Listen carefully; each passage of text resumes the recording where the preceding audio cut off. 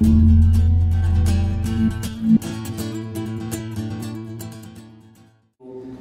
soy Óscar de Alba del FES Aragón, del sexto semestre de Economía. Tengo dos preguntas, una para el profesor Bru y la otra para el doctor Aaron Dichter. Empezamos por el profesor Bru. Voy a leerlo para que esto no se alargue más.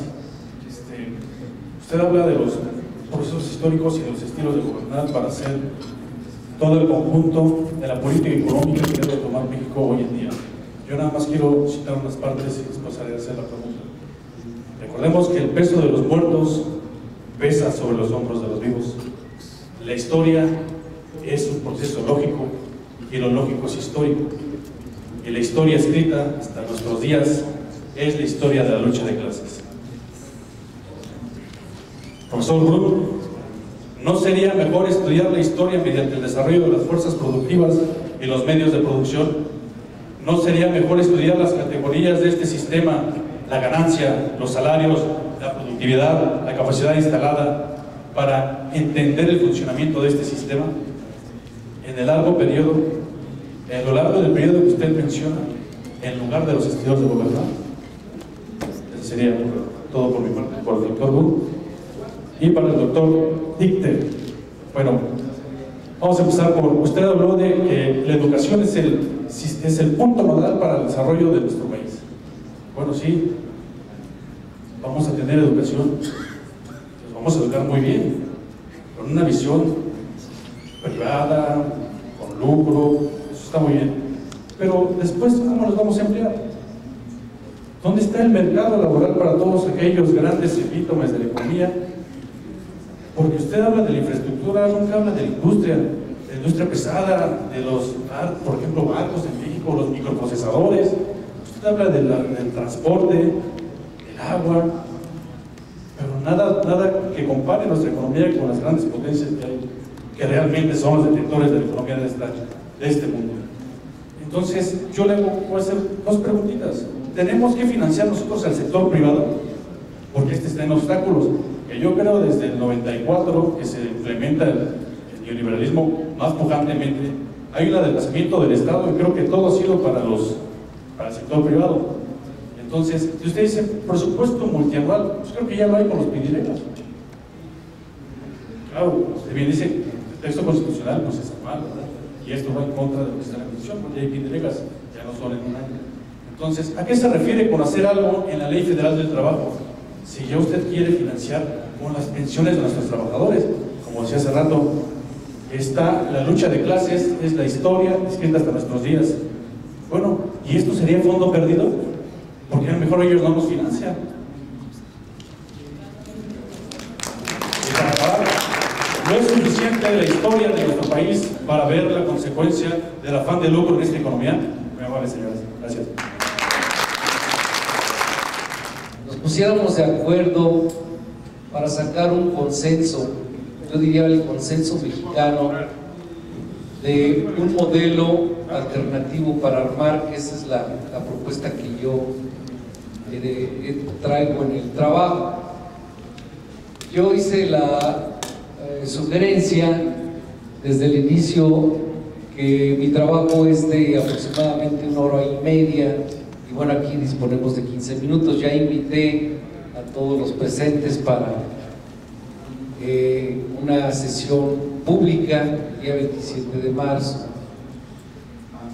Entonces, yo quisiera sumarme para que este talento, no solamente este capital humano y este talento humano, que repito, serían miles y miles de años sumados, de los que estamos en este rectángulo, en esta especie de cenáculo, un cenáculo de sabiduría, en donde hemos abrevado sabiduría, en donde aparentemente tenemos cuestiones ideológicas que a veces nos separan, pero que creo que en el actual mundo, en el mundo en que vivimos, esas ideologías ya necesitamos también revisarlas. Las asimetrías de la época de la Revolución Francesa, creo que tenemos que actualizarlas. Ya no podemos basarnos a ver en quién es más progresista y quién es más reaccionario. Hoy el punto central es un proyecto nacional. Yo ya no hablo de generalidades que no me llevan a, o cuando menos ya las evito. Yo trato de ver a la historia como una historia sin fin. Estoy en contra, por supuesto, de los planteamientos de Fukuyama, de que la historia se terminó con el capitalismo. Estoy en contra, por supuesto, de Samuel Hutchinson, del choque de las civilizaciones, ¿verdad? Yo creo que vivimos un momento crucial en este año 2012 en el que tenemos que superar aspectos ideológicos que han impedido, que si son modelos de desarrollo, que si son estilos de gobierno, creo que no se entiende bien. O sea, un modelo de desarrollo, como ya lo indiqué, nos exige hacer una revisión de la historia económica de los últimos 80 años para ver cuáles fueron nuestros errores y no volverlos a cometer. Y nos exige casi tomar lo mejor de cada modelo para volverlo a plantear en este modelo alternativo para el mar que yo estoy sugiriendo y que está contenido en un trabajo público en donde yo doy la cara, doy mi voz y ahí está presente para su discusión. Creo que hay una enorme confusión de lo que es un estilo de gobierno. Voy a ser más claro.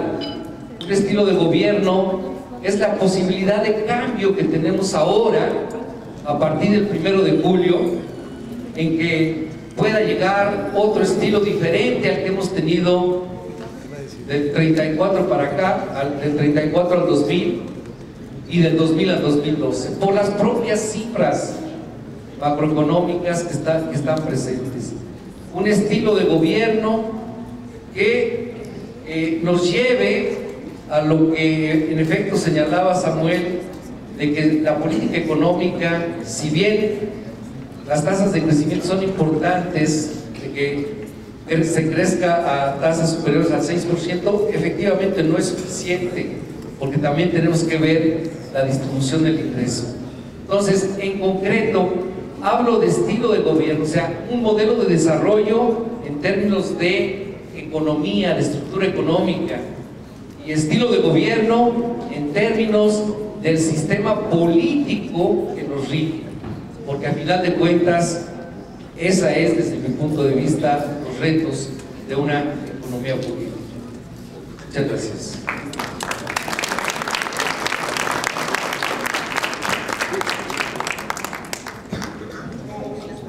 Todo lo que discutimos está lleno de sentidos. Aquí no hay consenso.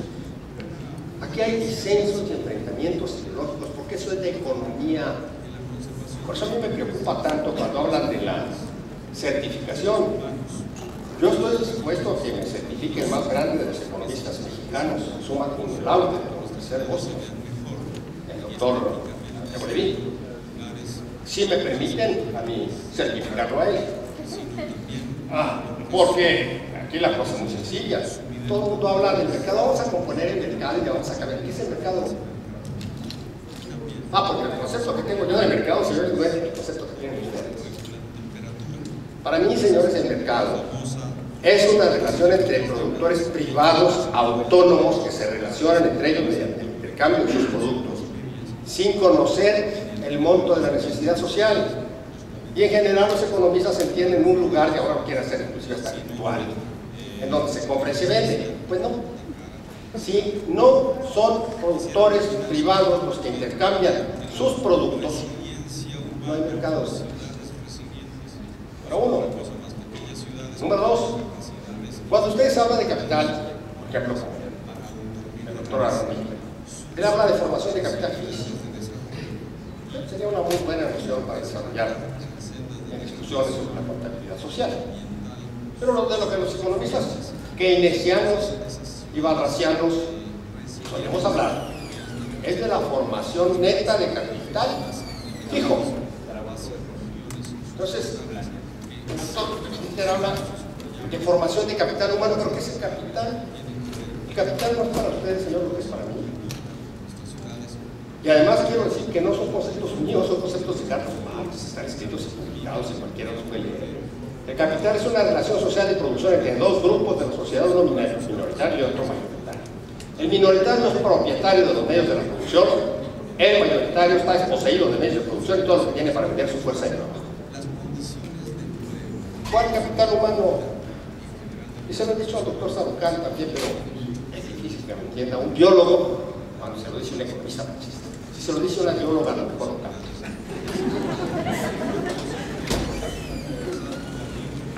Y eso me preocupa a mí mucho, porque no se trata de que lleguemos a consensos. Cuando nos habla, por ejemplo, de los impuestos, de fisco, ¿qué es el fisco? Y de sistemas progresivos, fiscales, impuestos progresivos en México. Eso sería el tema de una muy buena discusión ante los estudiantes para que sepan que la elasticidad base de la tasa de los impuestos, eso es la progresividad. Porque decir simplemente que el impuesto es progresivo, pues no es cierto, señores. Yo hice una tesis, está todavía en la Facultad de Economía Global, en la que demuestro que desde la formulación del impuesto sobre la renta las tarifas son regresivas y caóticas.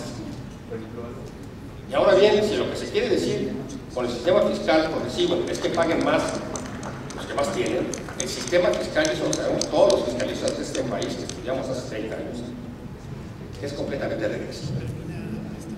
Ahora yo quiero saber cuántos impuestos debe de formar un sistema fiscal. Está bien que el sistema fiscal mexicano esté constituido por un impuesto sobre la renta en el que hay 2/3 de evasión y que se siga gastando como costo directo de administración en controlar a miles y millones, cientos de miles de causantes cuando son unos cuantos los que evaden el impuesto sobre la renta y sobre los cuales debería de haber auditoría permanente. ¿Es conveniente un impuesto sobre el valor agregado? El Estado tiene medios de control sobre el valor agregado.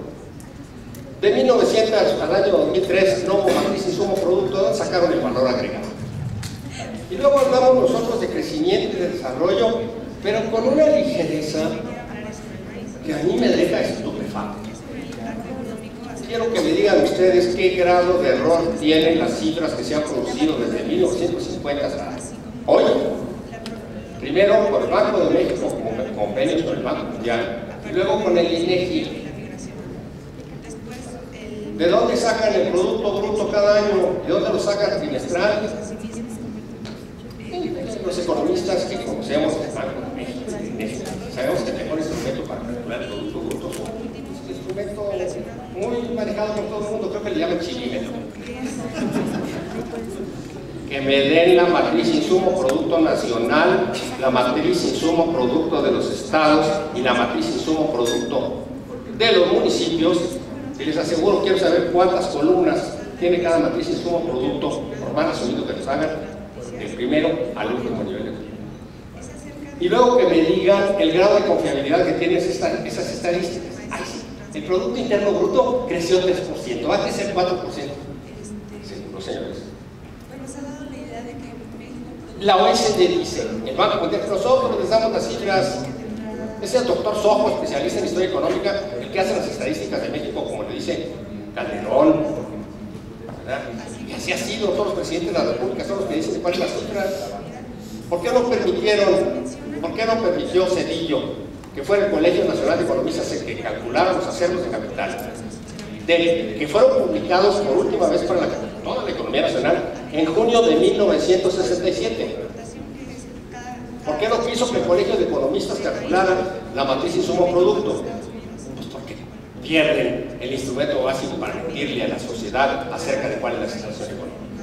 Entonces, yo quiero dejar muy claro para todas estas preguntas, todas estas respuestas, que hablamos con categorías económicas opuestas, diametralmente opuestas. ¿Cómo evaluar el desarrollo de Puebla? Por supuesto que sí. ¿Cómo evaluarlo sobre base de tasas de retorno y de costos-beneficios y de funciones de producción. El día que ustedes quieran nos reunimos y yo les demuestro que matemáticamente las parábolas no dan esas funciones de producción por las que nos quieren, con una sola variable, cuando meten 4 y 5, pero por favor. Gracias.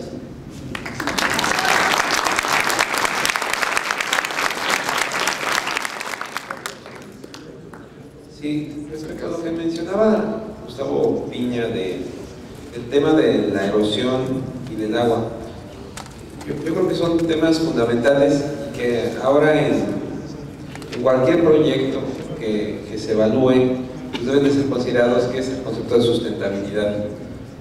Y el concepto de sustentabilidad siempre debe ir asociado a que los recursos que le estás quitando a la naturaleza pues se los regreses en la misma magnitud, o incluso si puedes otorga más, ¿no?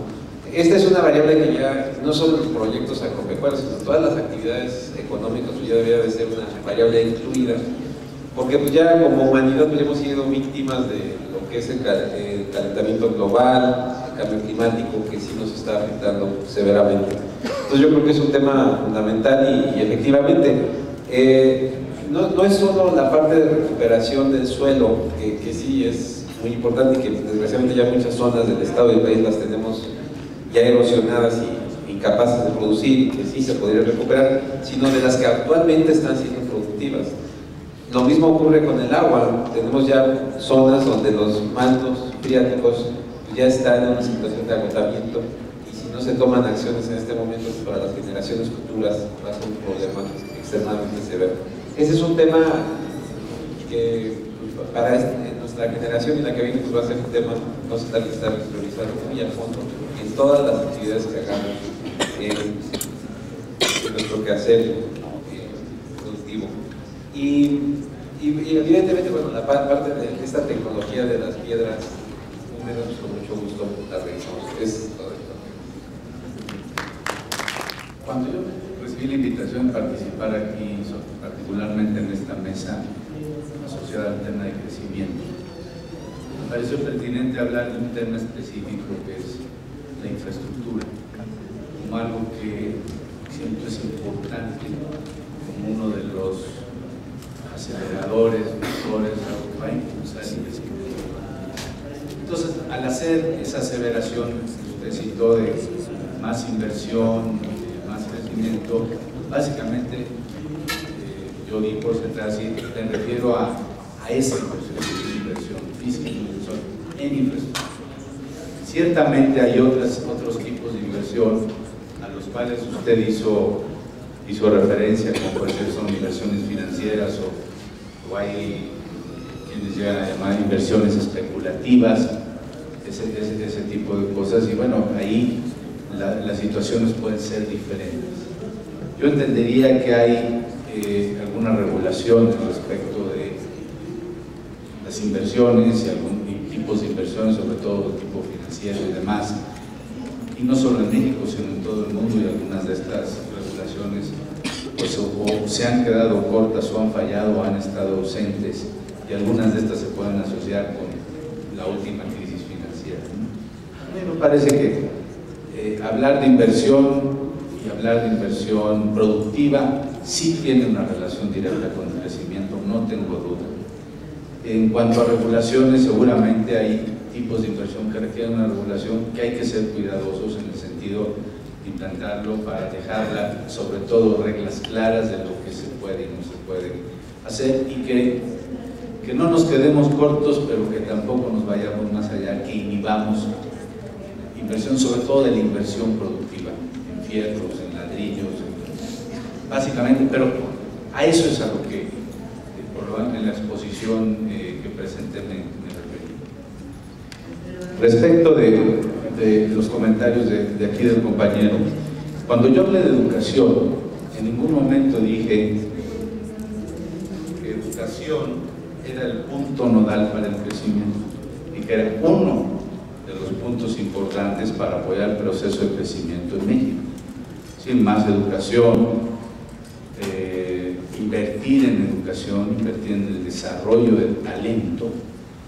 Yo también me referí y me vuelvo a referir al concepto de capital humano, en el sentido vamos, de invertir en el talento, de ampliar ese capital, ese mayor talento en el país, como uno de los elementos, junto con la competitividad, y luego la ponencia, como usted lo vio seguramente, me referí al tema de la infraestructura.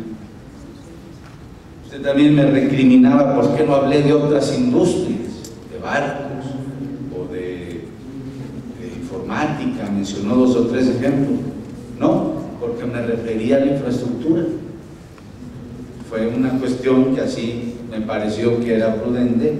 Igual podríamos haber hablado tal vez de otras industrias y asociarlas a procesos de crecimiento y demás, pero a mí me pareció pertinente hablar de la infraestructura porque no es algo en lo que yo creo.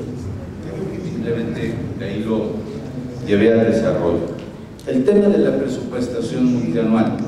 Efectivamente existe el PIDY. El PIDY fue una figura que se creó para tratar de ayudar a financiar proyectos multianuales, donde combina el tema de multianualidad de un proyecto con una forma de financiarlo distribuida en el tiempo ante las restricciones presupuestales que en su momento enfrentaba el gobierno federal y no poder erogar grandes cantidades o en 1 o en 2 ejercicios fiscales. Eso es básicamente un PIDY. Yo lo único que dije es que frente a las grandes necesidades de infraestructura, pues, ¿cómo era posible que en nuestro marco normativo presupuestal no tengamos asentada la figura de la presupuestación multianual, independientemente de cómo se financien los proyectos? Y cité algunos ejemplos, incluido, por ejemplo, la ley de responsabilidades de los servidores públicos. Cuando un servidor público no firma ni las boletas de sus hijos, pues es que a lo mejor algo hay que hacer para darle la confianza de que puede hacer las cosas dentro del marco legal, pero con la confianza de que lo que está haciendo está bien, que puede firmar la autorización de un proyecto de inversión. Muchas gracias.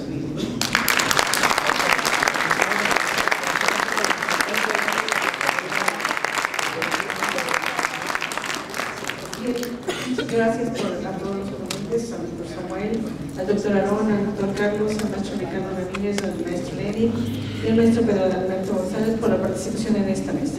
Creo que no daría tiempo a sentarse, ¿no? Además es muy difícil, créanme, hacer la relatoría después de que tenemos muchos elementos en la mesa para la discusión. Muchas gracias, ojalá tengamos la oportunidad de empezar. Gracias a todos.